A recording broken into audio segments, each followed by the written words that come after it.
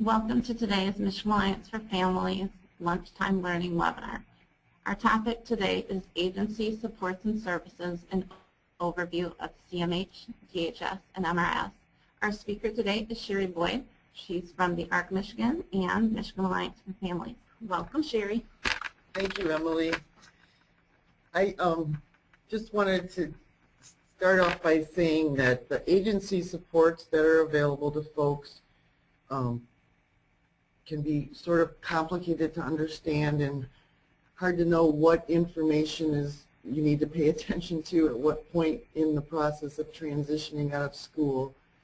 I made an attempt to do the highlights of things from CMH, which stands for Community Mental Health Services, DHS, which is the Department of Human Services, and Michigan Rehabilitation Services, which is MRS.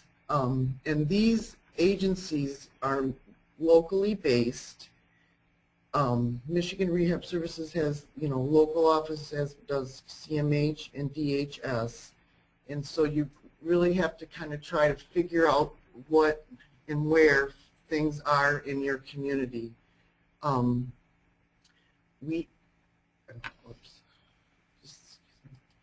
We covered quite a few topics in the Transition Learning webinar series, but there's a couple things we haven't covered, and I hope that we'll be able to do that in the fall, and that's things like Medicaid and supplemental security income, Social Security disability income. Those things are also really important to understand for your son or daughter as they come out of school. The other topic is housing, and again, that's a service that is, although it's federally and state funded, it's provided locally, so it's also important to think about that. So I want to get to my next slide here. I stole Kelly's slides just to kind of get everybody back into the thinking about transition and what transition services are. I'll focus quite a bit on the job piece today, because I think for folks that are in school, either getting a job or being, getting ready to get a job or going to post-secondary education, those are kind of the things that folks are looking for when they're, in school still. And so I'll talk a little bit about those kinds of things. And yes, I just want to remind everybody it's supposed to be individualized, and it takes into consideration students' preferences and interests. And then just to reiterate that identified agencies can come to NPT meetings even before you're getting ready to document leaving school, that trying to get as many people involved as possible in your IEP can be helpful, so that you have better outcomes when you're getting ready to leave school, and you have better, quote unquote, a better life when you get out of high school, or out of the transition of leaving school and getting into adulthood. I would just like to remind people that Mark McWilliams, there's an archive webinar about the law around transition. That's really important. He, in the webinar, talks about and he gives the citation for things like, what transition services is supposed to provide and what it's supposed to look like when you are collaborating in your community to try to help students have the best outcomes that they can have. We did person-centered planning and self-determination, and those are things that are typically tied to community mental health services. And so if folks want more information about those topics, you can go back and look at the archive webinars on our website. So now we're going to just briefly remind folks that in school's an entitlement, and it's required by IDEA. Most, if not all, post-school agencies and support services are based on eligibility, and that includes Michigan Rehab, that includes community mental health, as well as the Department of Human Services. So you have to qualify to get the service. As far as Michigan Rehabilitation Services goes, one of the biggest things I think it's important to understand is what Michigan Rehabilitation Services and the school do together in your community. Now, it could be that they don't do anything together, but there are a number of communities where the school and Michigan Rehab are working together to try to help people get jobs, those kinds of things. Some local communities have what's called a cash match program where schools and MRS and even sometimes mental health pool money to help have more resources so that people can do things that will help them get jobs, be able to live in their community with supports, those kinds of things. So it's important to talk to folks who are on your transition coordinator or folks who are on the transition council in your area so you know if there's anything going on around those kinds of collaborations. Michigan Rehabilitation Services, at least from the advocacy side of things, has historically in Michigan not followed a federal mandate called the Order of Selection. And it basically means that MRS is supposed to serve folks with the most significant disabilities first. And they're supposed to plan for that every year. And it's, as I mentioned, it's not historically always practiced in Michigan. But if you talk to anybody at the federal level, there was actually a webinar last week that Voc Rehab at the federal level did with OSEP, which is the Office of Special Education at the federal level, and they talked about this very thing, that states are supposed to serve folks who have the most significant disabilities. I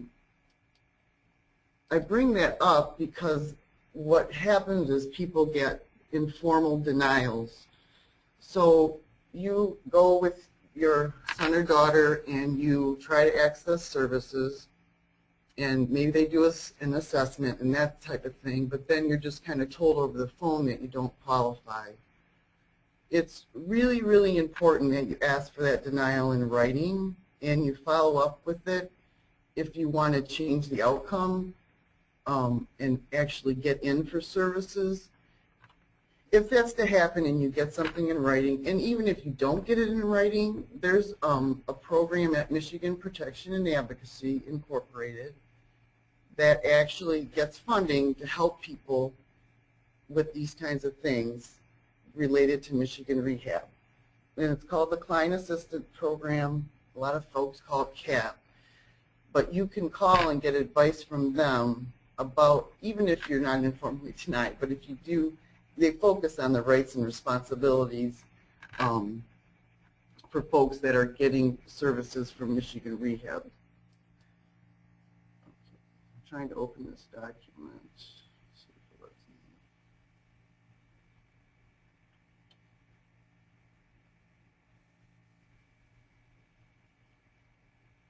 This is just a link that's on michigan.gov that shows your rights and responsibility as a customer of Michigan Rehab. It's a brochure, but you can see up here in the top corner the information about the Client Assistance Program.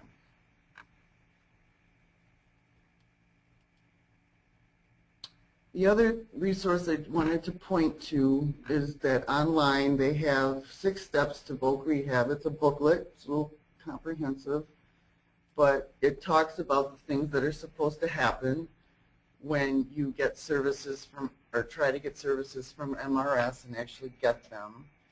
And I'll just I don't know why it's not. I must not put in the link, but these are the sections of it, so you can click on any one of them. And you can see what they do, how do they determine eligibility. You can look at your rights and responsibilities. But the booklet can be helpful if you have a particular topic that you want to know the answer to. There's also, if you're more of a hearing kind of learner, they have an online orientation, and you can listen to, let me click on this. Yeah, you can actually, Welcome to Michigan Rehabilitation Services. you don't want to do that, but anyway, you can actually listen to the topic instead of reading.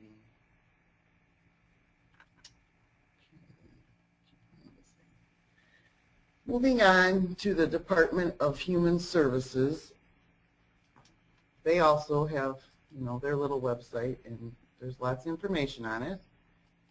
And right here, this first column is probably what's going to be most applicable to folks who are transitioning out of school. The one thing that's not on here is probably the one thing that's of importance, and that is home help services. And these services are for folks who are wanting to get out on their own and have a house or an apartment, but they need actually someone to do things for them. It's not about training the person to do it. It's about somebody comes in and provides, for example, cooks for you or those kinds of things. It can also, I've worked with families who actually still live at home with their parents, or maybe they're just their mom or dad or whoever, and actually families are able to access this service for their son or daughter, so that the families have some sort of income kind of helping come into the house to help pay for the things that the person with the disability needs. So it can be done in a person's own place, or it can also be done where they live with their family member. And you can see that it covers what I would call activities of daily living, and they call it that too. But it's light housework, laundry, grooming, those kinds of things.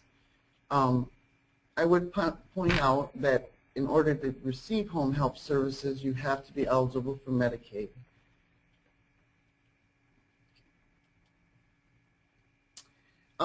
Another service that the department provides is food assistance.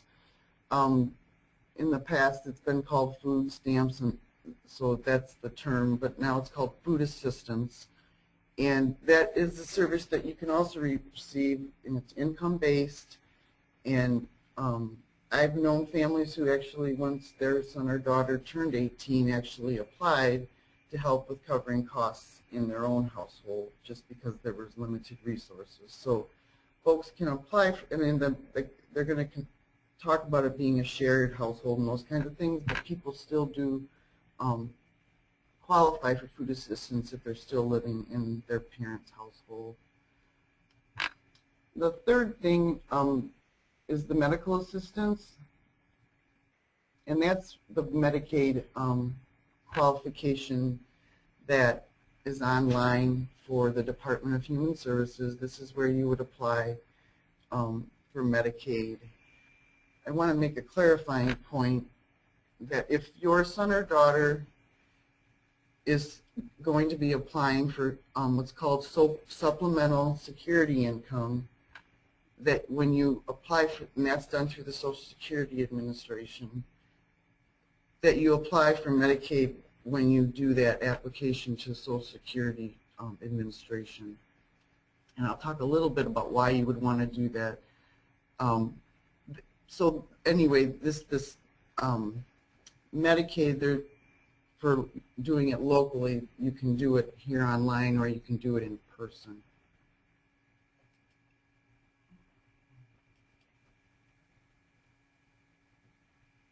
I just wanted to point out that if you disagree with the decision by the Department of Human Services, they have this paragraph on their website that talks about how you would have, file your grievance, and then here is the actual website where the hearing rights and appeals verbiage came from. But basically, you can appeal decisions that you don't agree with if you don't qualify, or if you qualify and then your service is dropped. There is a process for appealing the decision.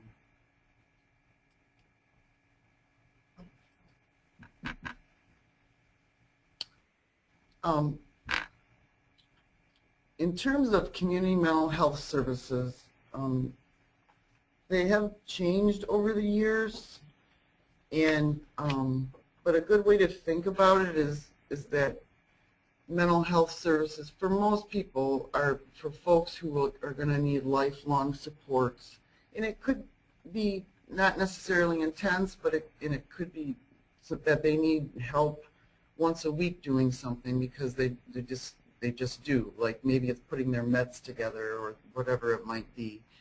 But you have to go through their access and intake process in order to qualify for services. I have a link up here. It's Washtenaw's link to their local community mental health board.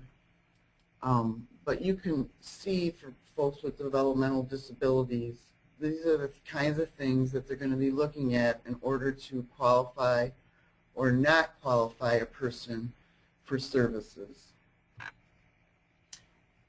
Typically and historically, folks with developmental disabilities, the kinds of service that they get are things that will help them live on their own. After MRS resources have been exhausted, and that's usually worked out locally, CMH will provide supports to people to keep their job in terms of follow along and those kinds of things. They also can provide therapeutics kinds of services. So when you are working with someone who has a lot of need, or your son or daughter has a lot of need in terms of being safe and those kinds of things, you really want to start to think about accessing mental health services, because they will be able to provide supports to your son or daughter over time.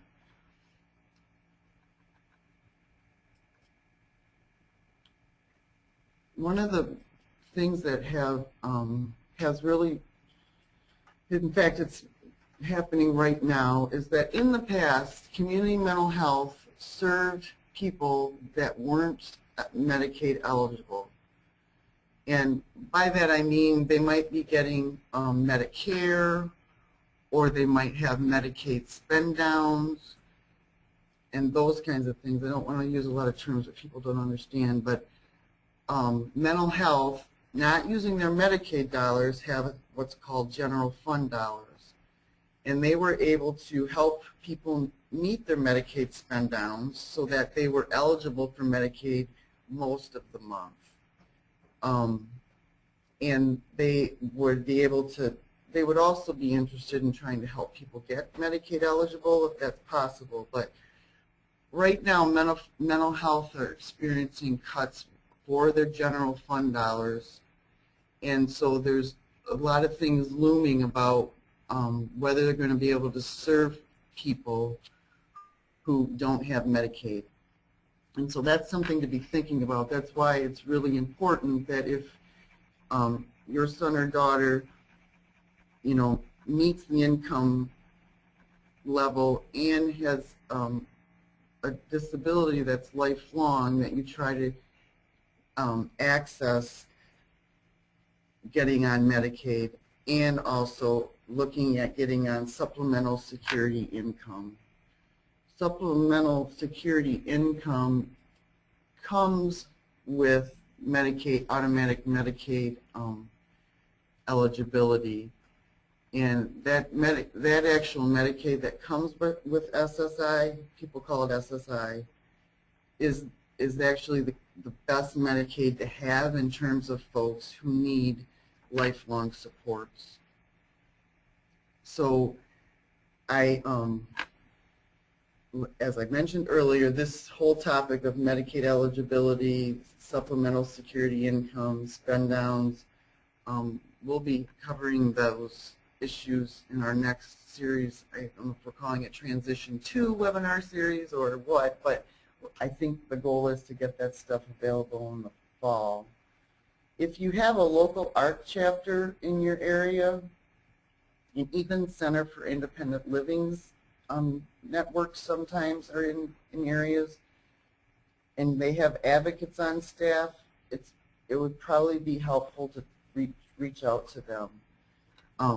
I know that just in terms of trying to get Medicaid eligible and not being overwhelmed about applying for supplemental security income, that folks can be pretty, at these kinds of agencies, can be helpful in understanding how to navigate the system.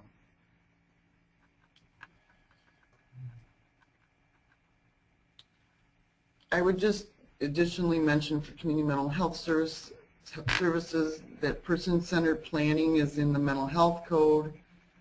What that means is when you get into community mental health services that you are entitled or you're eligible for a person-centered planning process, and that is, you know, the thing that will help you come up with a plan that your son or daughter may need. I believe we have a webinar on it, so I won't get into a lot of details. And then the last thing I wanted to, not the last thing, but I also wanted to mention self-determination. That's not necessarily anywhere in the law in mental health, but it's there's a pretty strong movement afoot in Michigan for folks to have the most control they can have over their services. And Angela Martin talks about it on our webinar series, so I'd encourage folks to take a look at it. It has lots of mechanisms that can be used to help people have the power to hire and fire their staff, have a say about things that they want to have a say about in their life. I put a couple just links here. Your local CMH should have this on their website, but it talks about your rights to appeal and get a second opinion. This is Macomb counties. I also have Livingston counties up, but it lays out pretty clearly that if you're denied services, and even if you are getting services and you're in the mental health system, and then they talk about cutting or reducing, it just talks about what you can do in terms of being able to appeal the decision.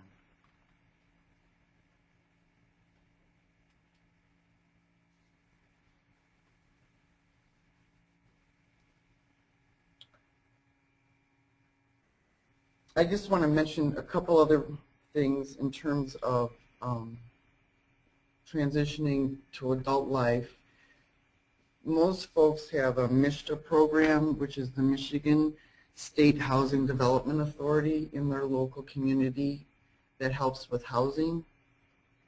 And when you're thinking about your son or daughter moving out of your house, you can access them to find out more about what housing options look like in your community. I mentioned the local ARCs. They can be very helpful because they understand the navigation of the local system too. So if you can reach out to them, they have usually a good knowledge of both the school system and the adult service system.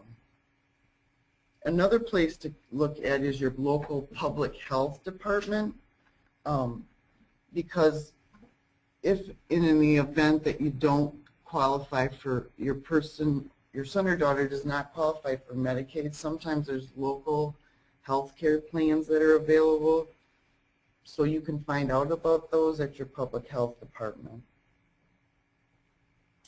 And then in terms of Center for Independent Living, again, they all kind of look different locally, but some of them, sometimes they provide independent living supports to folks who have physical disabilities, and they also look at work sometimes too. So you want to find out what your Center for Independent Living is doing in your community.